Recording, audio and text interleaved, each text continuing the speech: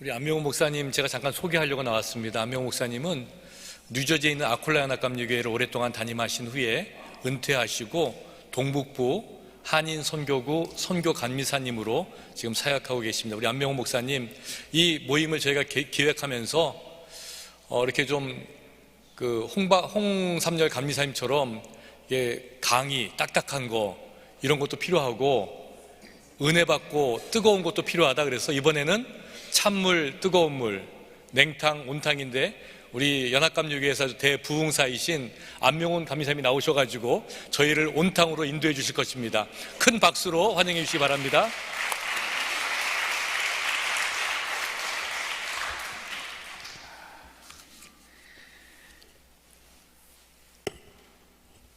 제가 작년에 은퇴하고요. 이제 은퇴 목사로서 지금 있는데 또 이런 좋은 기회를 허락해 주셔서 하나님께 감사드리고 여러분에게 감사를 드립니다. 제가 이렇게 설교도 많이 하고 강의도 많이 하고 했는데 이게 별로 떨지는 않았어요. 근데 오늘 좀 떨리네요. 왜냐하면 우리 감독님이 너무 귀한 설교를 해주시고 또 우리 홍감 이사님도 너무 귀한 말씀을 해주셔서 저는 그냥 아멘 하고 들어갔으면 좋겠어요. 그런데 제가 준비한 그런 이야기들도 함께 나누도록 하겠습니다.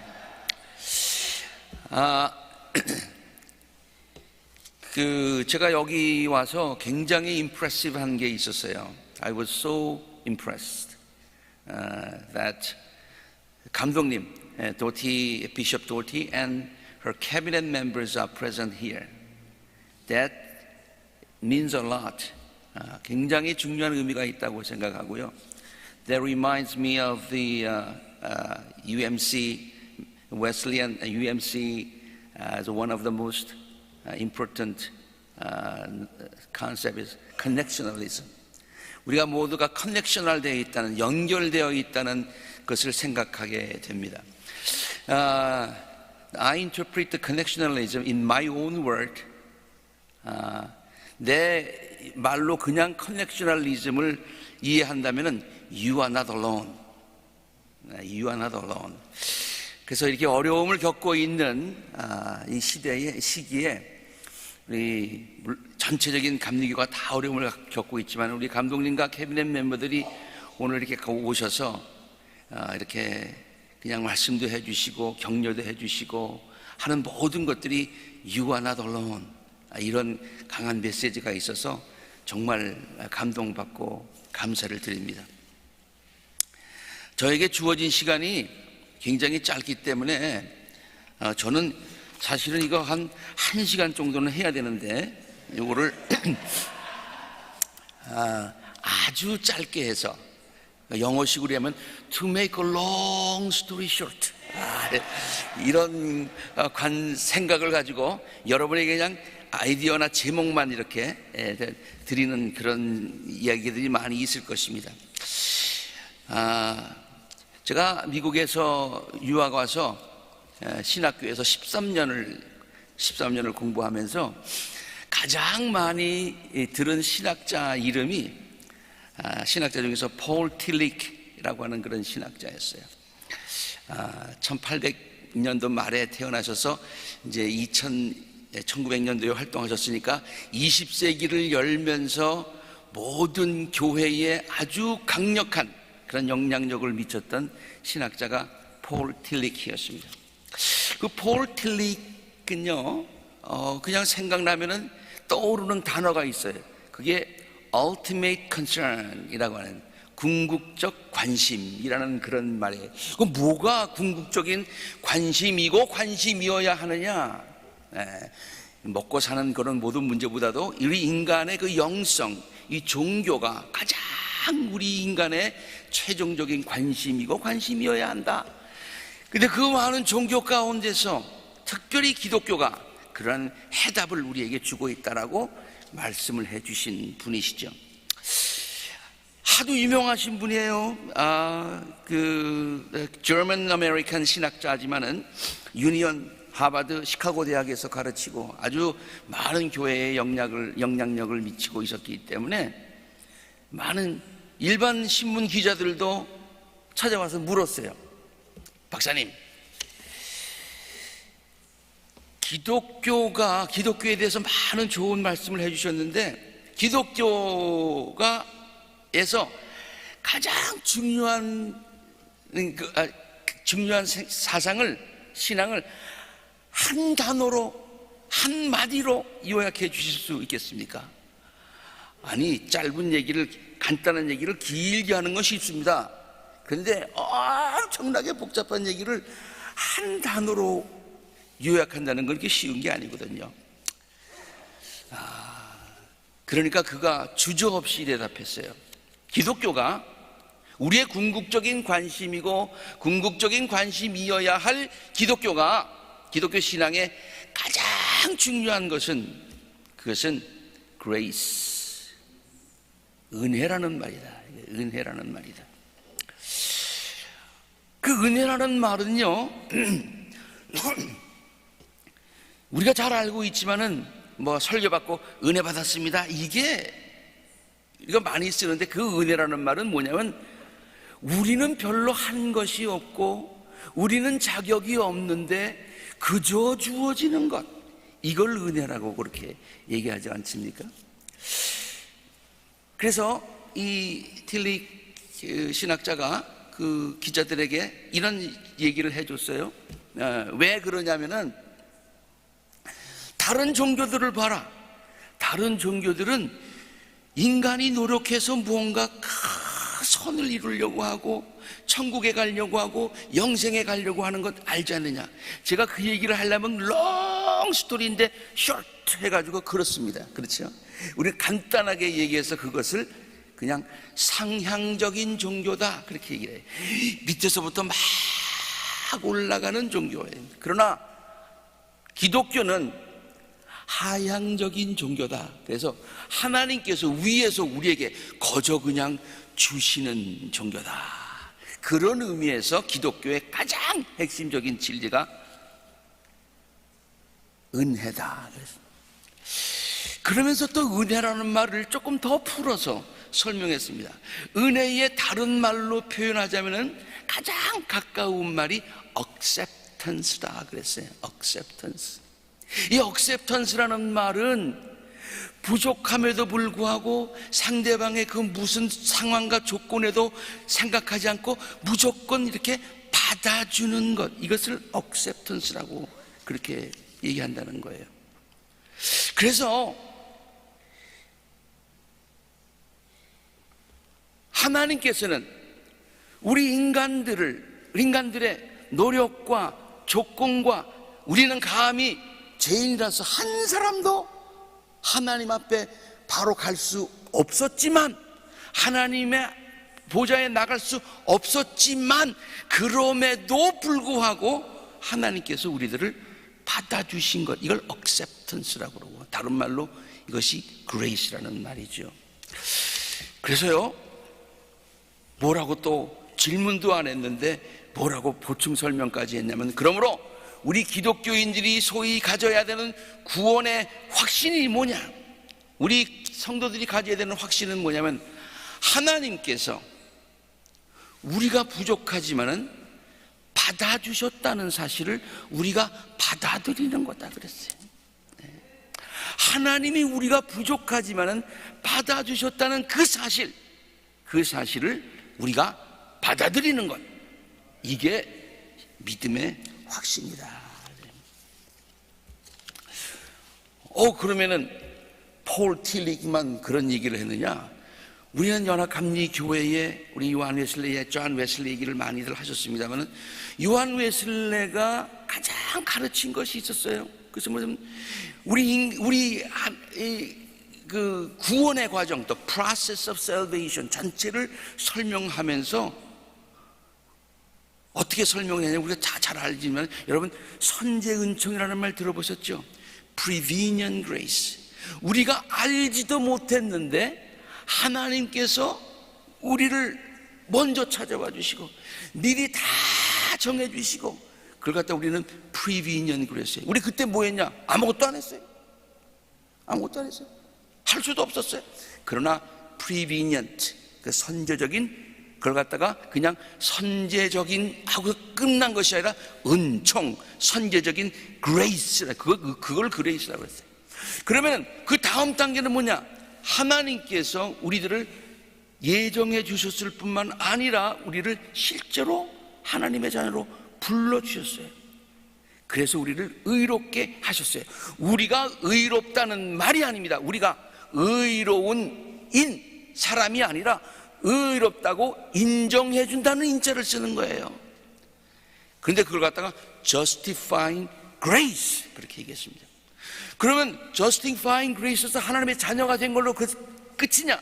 아니라는 거예요. 그 이후에 계속해서 우리는 하나님의 자녀로 성장해 가고 성화되어 가고 성숙해져 가고 to be more like Jesus 그렇게 되는 거예요. 이걸 갖다가 우리는 sanctification이라고 얘기를 하는데, 그 sanctifying도 우리가 노력해서 뭐 이렇게 해가지고 우리가 거룩해지는 것이 아니라 하나님이 우리를 거룩하게 빚어가신다. 이걸 갖다가 우리가 안 했으니까, 안 했음에도 불구하고 우리가 그런 과정 가운데 있게 하시니까 그걸 갖다가 우리는 sanctifying grace 그렇게 얘기를 합니다. 이것도 은혜예요. 이것도 은혜예요. 그리고 마지막에 우리가 하나님의 영광의 자리에 영원한 나라에 들어가는데, 우리가 이만큼 살았으니까 이제는 들어갑니다, 문 열어라, 그러고 들어가는 게 아니라 하나님이 우리를 받아주신다는 거예요. 그걸 갖다가 우리는 그냥 glorification이라고 얘기하지 않고 glorifying grace 그렇게 얘기합니다. 그러니까 이 기독교, 우리 감리교회 가장 요한 웨슬레가 가르치는 것 가운데 가장 중요한 것은 뭐냐면 하나님의 은혜예요. prevenient grace, justifying grace, sanctifying grace, glorifying grace, everything grace.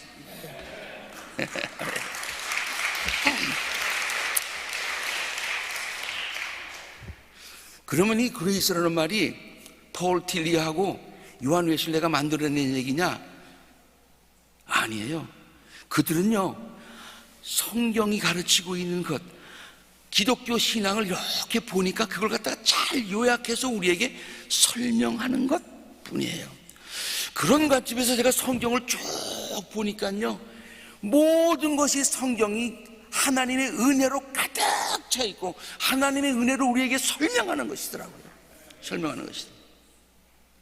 그래서 제가 은퇴하기 6년 전 저부터 은혜라고 하는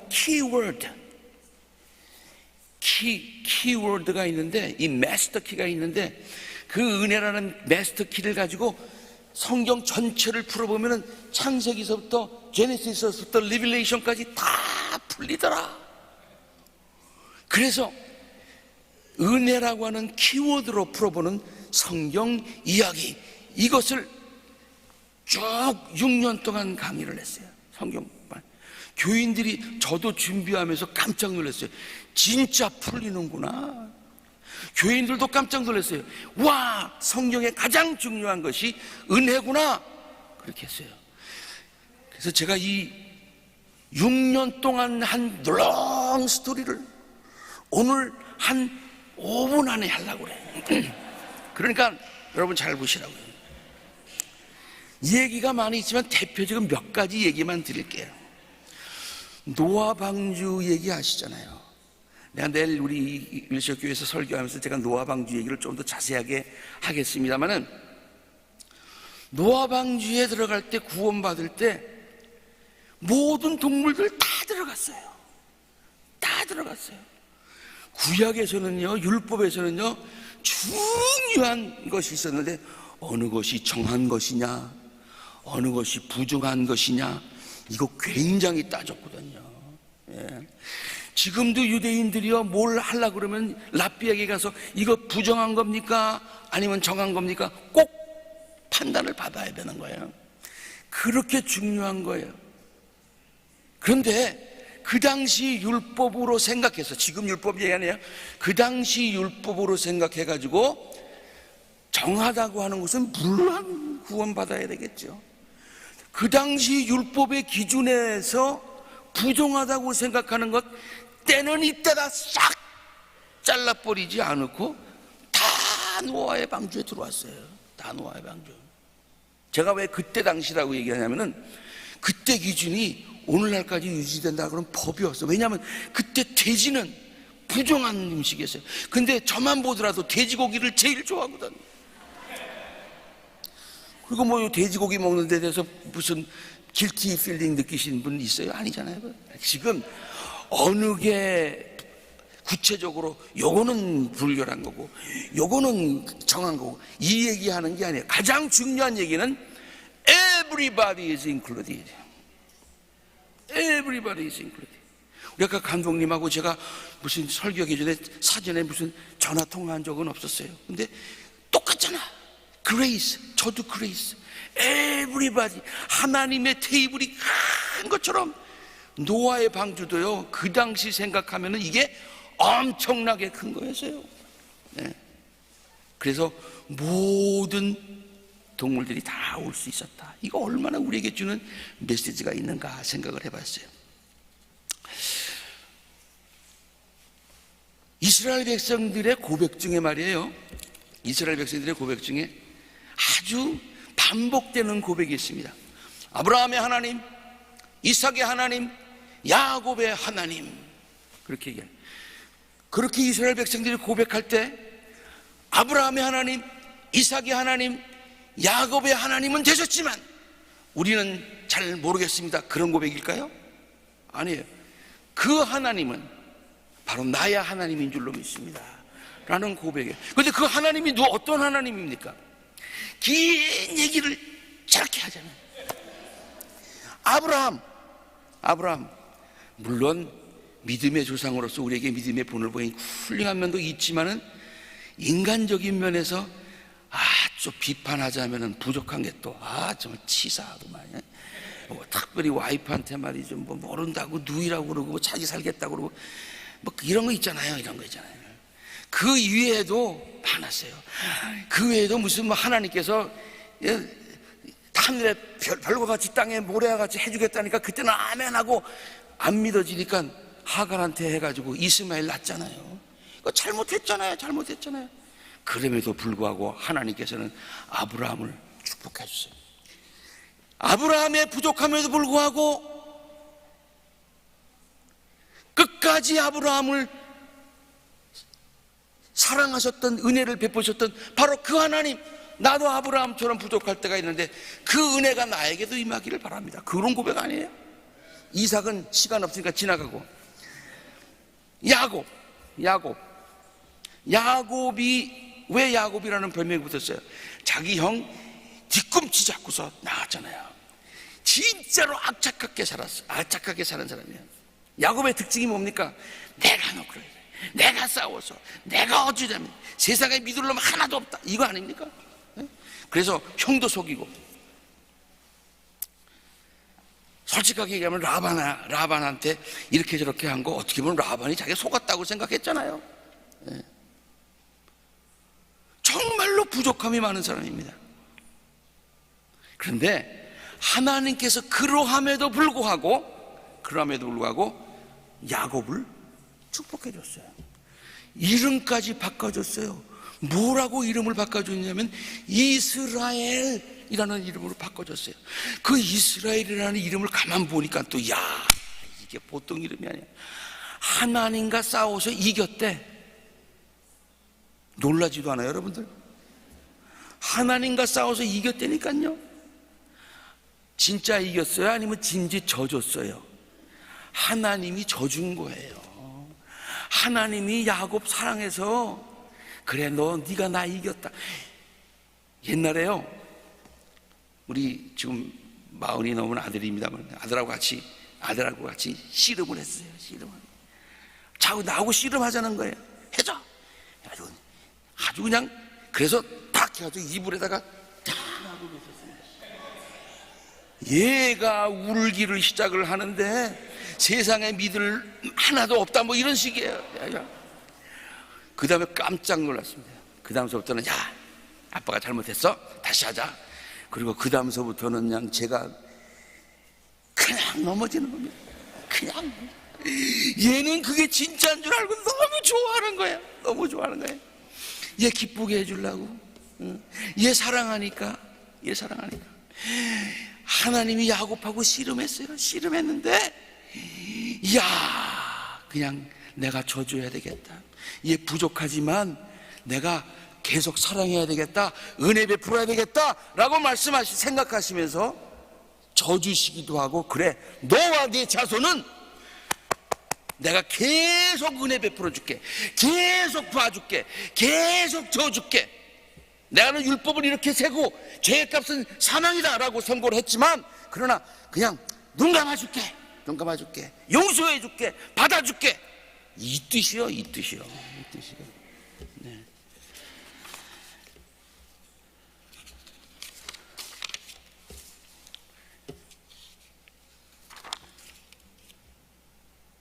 그럼 하나님께서 우리에게 이렇게 은혜를 베푸신 이유가 뭐냐? 하나님께서 우리에게 베푸신 이유가 있을 거네. 그러면 우리가 이런 은혜를 받았으면 그 은혜를 하나님께 먼저는 감사드리고, 그 은혜를 많은 사람들과 나누고 베풀고 살라는 것 아니겠습니까? 베풀고 살라는 거 아니에요? 그렇죠? 네. 이게 내 얘기가 아니에요. 예수님이 말씀하셨어요. 그러면서 예수님은 또 아주 그냥, 오늘 우리 감독님이 아주 great storyteller시던데 예수님도 great storyteller셨어요. 그래가지고 예수님이 말씀을 하시는데 뭐라면 이런 비유를 들었어요. 은혜를 받았으면 그 은혜를 남에게 베푸는 사람이 되거나, 그렇지 못한 사람 예를 하나 들겠노라. 그러면서 어떤 사람이 자기 왕에게 빚을 졌는데 1만 달란트를 빚졌대. 1만 달란트. 여러분 1만 달란트 그러니까 뭐 한 10,000불 정도 되는 줄 아십니까? 1달란트는 지금으로 계산하면 우리가 미국에서 달러로 계산 60만 불이요. 60만 불. 쳐다봐요. 1달란트가 60만 불이요. 그러면은 10,000 달란트, 그러니까 내가 계산해 왔어요. 여러분들 계산 안 해도 돼. 60억 달러야. 60억 달러. 아니 뭘 했는지 그게 60억 달러를 빚졌어. 그 60억 달러라는 얘기는 뭐냐면 이 사람은 도무지 갚을 능력이 없다는 얘기예요. 우리 인간은 하나님 앞에 죄를 졌는데 그 죄의 값을 치를 방법이 없다는 얘기예요. 근데 감해졌어. 와, 은혜를 받았어요. 이거보다 더 큰 은혜가 어디 있겠어요? 근데 딱 이 사람이 나갑니다. 그러면 세상이 다 은혜로 보여야지. 근데 이 사람 눈에는 100데나리온 빚진 사람이 자기한테 온 거예요. 그래서 100데나리온을 저도 계산해보니까 15,000불이야. 왜? 한 데나리온이 하루 일당이니까 여기서 150불 받는다고 치고, 뭐 더 받을 수 있고 덜 받을 수 있지만 150불 받는다고 치고 15,000불이야. 15,000불 자기한테 빚졌어. 자기는 얼마 탕감 받았어? 60억 불 탕감을 받았는데, 그래가지고 용서 안 해줬어. 그거를 옆에 사람이 보고서 야, 너무하다. 그러고서 왕에게 일러가지고 그 다음 얘기는 여러분 알잖아요. 그냥 그래서 나중에 가두게 되었다. 여러분 예수님이 이 말씀을 왜 하셨을까요? 왜 하셨을까요? 은혜를 받았으면 은혜를 나누고 베푸는 삶을 살아야 된다고 하는 그런 얘기예요. 예? 저는 이런 관점에서 성경을 또 쭉 보니까 한 개만 더 얘기할게. 왜냐하면 롱 스토리를 숏하게 만드는, 한 개만 더 얘기하는데 그게 뭐냐면 탕자의 비유예요. 탕자의 비유. 여러분은 탕자의 비유 그러니까 어떻게만 생각을 하는 거 아니? 그놈 참 나쁜 놈이다. 아버지가 죽지도 않았는데, 돌아가시지도 않았는데 돈을 달래가지고 나가가지고 그 다음에 또 허랑방탕하게 쓰고 그냥 막 다 해가지고 그 다음에 그것도 그냥 또 아버지한테 돌아가지고 잘못했습니다 이렇게. 그놈 진짜 탕자야. 그래가지고 영어로 번역을, 예수님은 프로디가라는 말을 쓰지 않았고 내용적으로는 그렇게 썼지만은 그래서 우리는 그냥 탕자, 영어로는 prodigal son 그렇게 부릅니다. 그럼 prodigal son 하면은 우리는 딱 둘째 아들만 딱 생각을 하게 돼요. 물론 둘째 아들이 탕자입니다. 근데 어느 분이 이 설교를 하면서 이런 얘기할 때 제가 마음 가운데 탁 은혜를 받은 게 있는데, 여기 영어 하시는 분들은 물론 더 잘하실 거예요. 이 prodigal이라는 말의 의미는, 본래 의미는 좀 지나치다, excessive 그런 뜻이 있대. 해도 너무했다 그런 뜻이 있대요. 네. 그러니까 이 둘째 아들이 한 행동을 보면은 이 얘기를 짧게 해서라도 해도 너무했어, 해도 너무했어. 그럼 그 얘기가 거기서 끝나는 거냐? 예수님은 이 비유를 하시면서 그 둘째 놈 해도 너무했다, 이거 가르치시기 위해서 탕자의 비유를 말씀하셨느냐? 아니라 그런 얘기예요. 첫째 아들 얘기를 보세요. 아버지는 받아줬어. 그런데 와가지고 쟤 잘못했다고, 어떻게 저런 사람에게, 나한테는 안 해주고 자기한테 하는 건 잊어버리고 소도 잡아주고 반지도 껴주고, 세상에 그럴 수가 있느냐? 아버지는 나에게 뭘 해줬느냐? 맏아들로서 할 게 아니야. 맏아들도 너무 지나쳤어. 너무 지나쳤어. 프로디갈 son이야. 그럼 예수님은 둘째 아들도 나쁜 놈, 첫째 아들도 힘없을 놈, 이 얘기해 주시려고 우리에게 그 말씀을 하셨느냐? 아니다, 그런 얘기 아니다. 무슨 얘기해 주시려고 했느냐? 읽는 사람도 그렇고 그 당시 얘기 듣는 사람도 그렇고, 야, 그 아버지 자식들을 사랑한다고 그러지만 그 사랑이 지나치구나. 예. prodigal father. 하나님의 사랑은요, 하나님의 사랑은, 우리를 향한 하나님의 사랑, 나를 포함해서 내가 정죄하는 다른 사람들의 상황을 하나님의 눈으로 그들을 바라봐야 된답니다. 하나님이 우리가 생각할 때 지나칠 만큼 하나님을 가르쳐 프로디갈 갓이라고 누가 얘기할 만큼 그렇게 지나친 하나님의 사랑을 예수는 우리에게 증거하셨다, 그런 얘기예요. 그거 못하면, 이거는 제 설교가 아니고요, 저의 주장이 아니고요, 폴 틸리의 주장이 아니고요, 웨슬리의 주장만이 아니라 성경의 가르침이요. 성경의 가르침이요. 네? 큰 테이블 아까 말씀하셨는데 다 자리는 비어 있는데, 아니 얼마나 넓겠어요 그 테이블이. 그런데 요놈 들어와야 되고 요놈 안 들어와야 되고, 우리는 앉아가지고 그런 말할 자격이 없다 그래. 그래서는 안 된다 그런 얘기. 그러면 분열한다는 얘기예요. 그러면 분열한다는 얘기예요.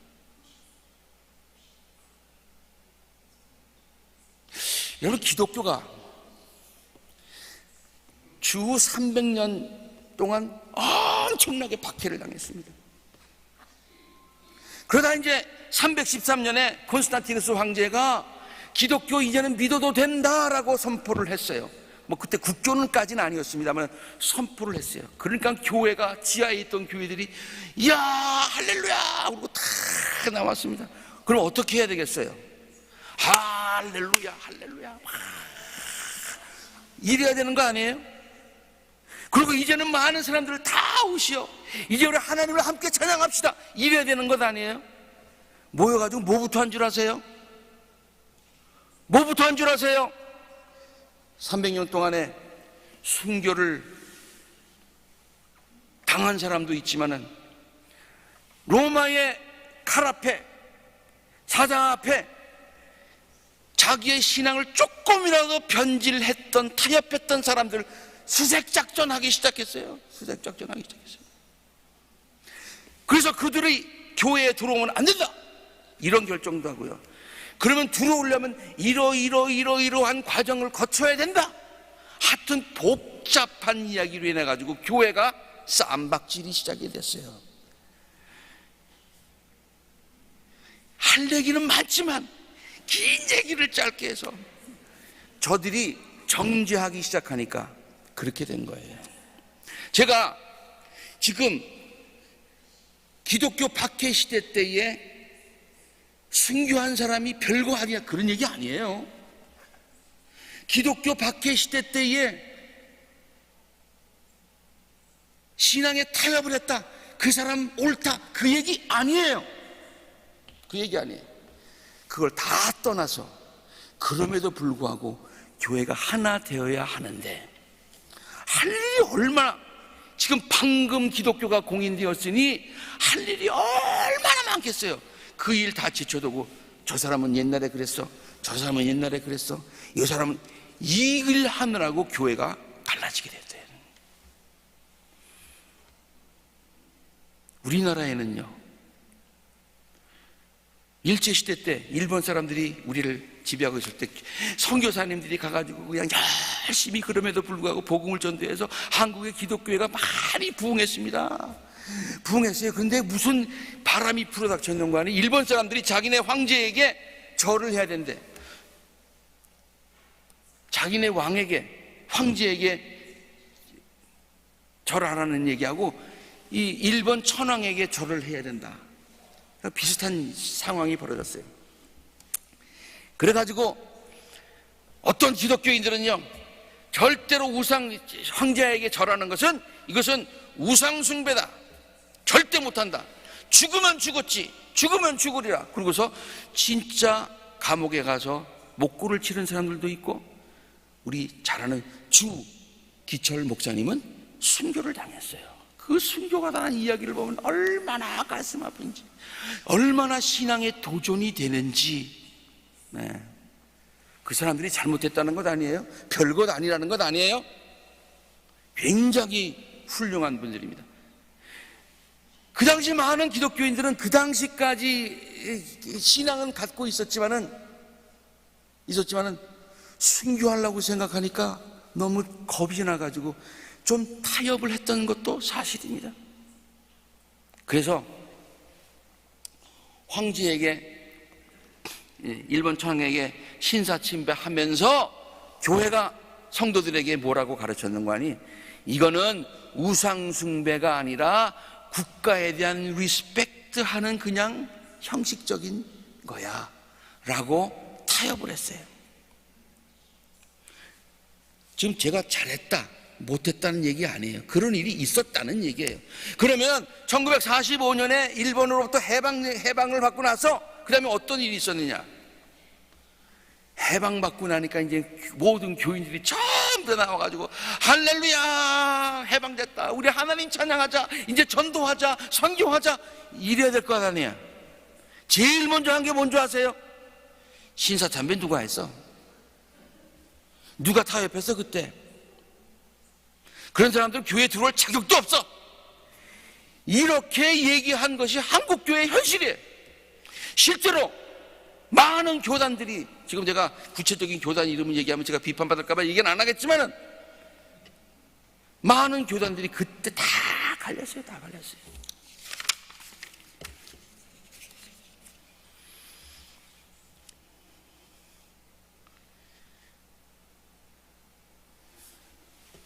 이번에 교단 총회를 앞두면서 이런 생각을 해보았습니다. 이 이야기를 지난번 우리 줌 컨퍼런스 때 박 감독님께서 말씀하신 내용이고, 제가 그 말씀을 듣고 그 이후에 이 설교를 준비하면서 그 말씀이 자꾸만 떠오르더라고요. 그리고 교단 총회를 위해서 기도하는 방향이 상정되어 있죠.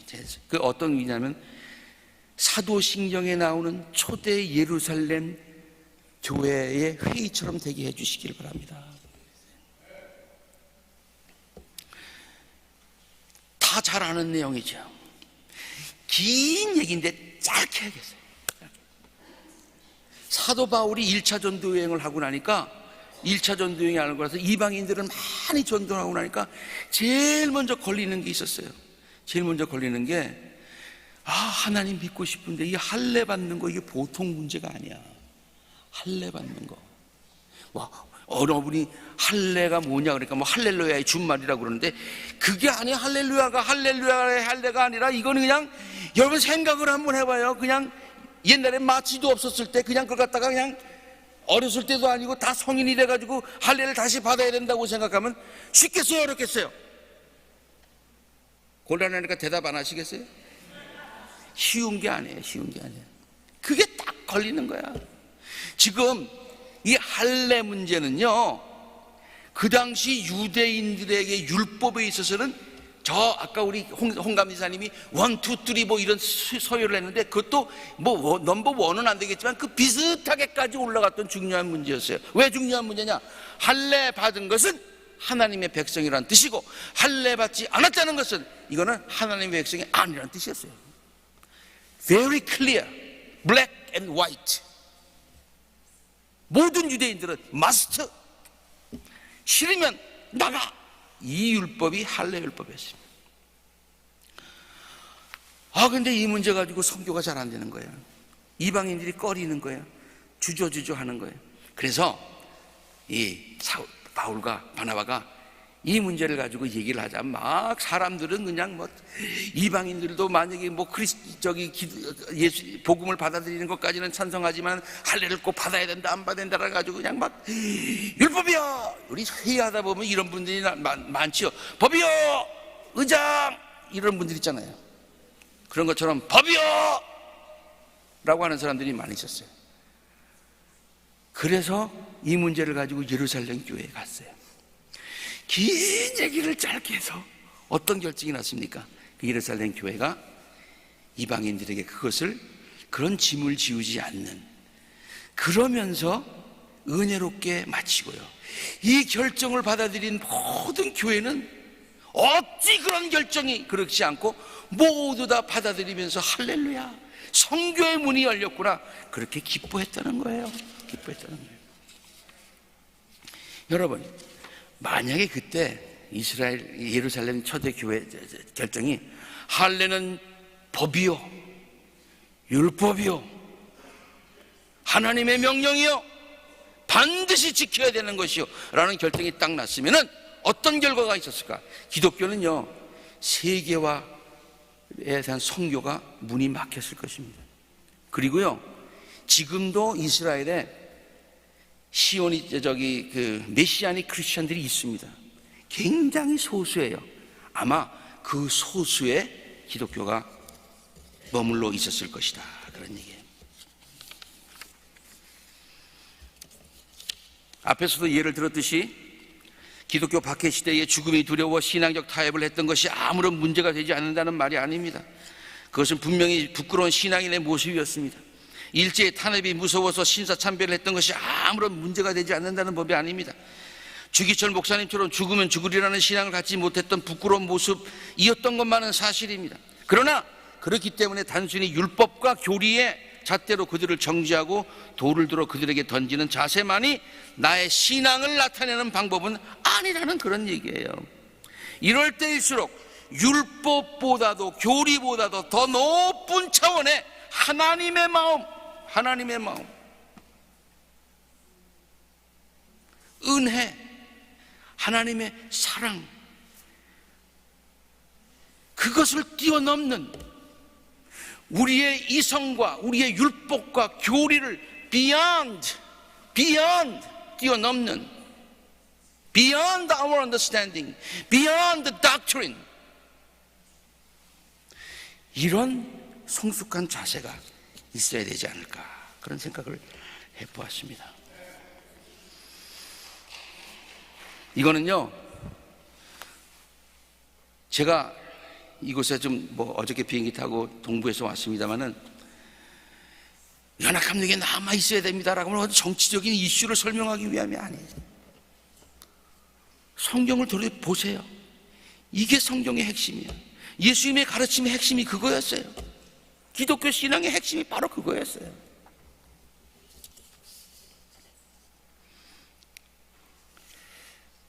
오늘 저는 참 힘을 다시 얻었습니다. 우리 감독님도 우리에게 한국교회를 존중해주고 우리의 자리를 인정해주고 우리에게 또 소명을 주는 말씀, 비커튼 감독님도 동일한 메시지를 우리에게 주셨는데 말이죠. 이제 곧 목회 소신이 나가겠습니다마는 우리가 그 감독님과 만나서 얘기했던 세 가지 우리가 얘기하고 나서 감독님이 당연한 얘기를 그렇게 또 어렵게 길게 얘기하느냐는 그런 뒤에 말씀을 하셨어요. 아까 화면 보셨죠? 네? 한국 교회가 있을 자리가 있느냐? 그러면서 감독님이 이렇게 표정하시는 건 우리 감독님 너무너무 딜리버리도 잘하시지만은 배우로 따지자면은 오스카 나무 주역상을 받으시는 거예요. 너무 멋지게 표현하셨어요. 질문이라고 물어보냐, 질문이라고 물어보냐. 그러면서 가만 생각해 봤어요. 우리가 뭘 요구했냐면요, 연합감리교회 인간의 성이 우리 한국교회의 신앙의 전통과 한국교회의 신앙의 그런 성경적인 그런 것을, 복음적인 것을 미국교회가 수용해 연합감리교회가 앞으로도 계속 수용하실 겁니까? Affirmation and respect 해 주실 겁니까? 아이고, 그런 질문을 왜 하냐, 그거. 당연한 거지. 네? 다이버시티라는 말이 뭐예요? 여러 다이버시티 중에 우리의 가장 귀중한 것, 왜 인정 못 받냐, 그러냐. 왜 인정 못 받냐. 당연한 거지. 두말하면 뭐 잔소리라고 그러나요? 근데 우리는 그것 때문에 불안해서 나가는 거예요. 연합감리교회는 한인교회 목회자의 파송에 관련해서 한인교회 신앙적 기준을 존중해서 동성애자 아닌 사람을 보낸다. 제가 지금 동성애가 나쁘다 안 나 이런 얘기하는 게 아니라, 감독님 얘기 여쭙니다. 동성애자 한국교회에 파송하면 금방금방 떠오르시는 목회자가 있습니까? 아니, 비컨드 감독님이 그러시는 거예요. 보낼 사람이 있어야 보내지. 아니, 그 질문도 아닌 걸 갖다 질문하는 거예요. 또 이런 질문했어요. 우리가 무슨 질문했냐면은, 우리가 교회가 있는데 자체 건물이 있습니다. 그런데 다른 사람이 와가지고, 동성애자들이 와가지고 우리 결혼식 하는데 주례를 해주시거나 아니면 교회를 빌려주시기 바랍니다. 근데 동성애 때문에 안 돼요 라고 얘기하면 저들이 시빌 코르트에 수를 한다는 거예요. 그때 어떻게 하시겠습니까? 제가 이 질문을 갖다가 우리가 해놓고서도 내가 창피했던 건 뭐냐면요,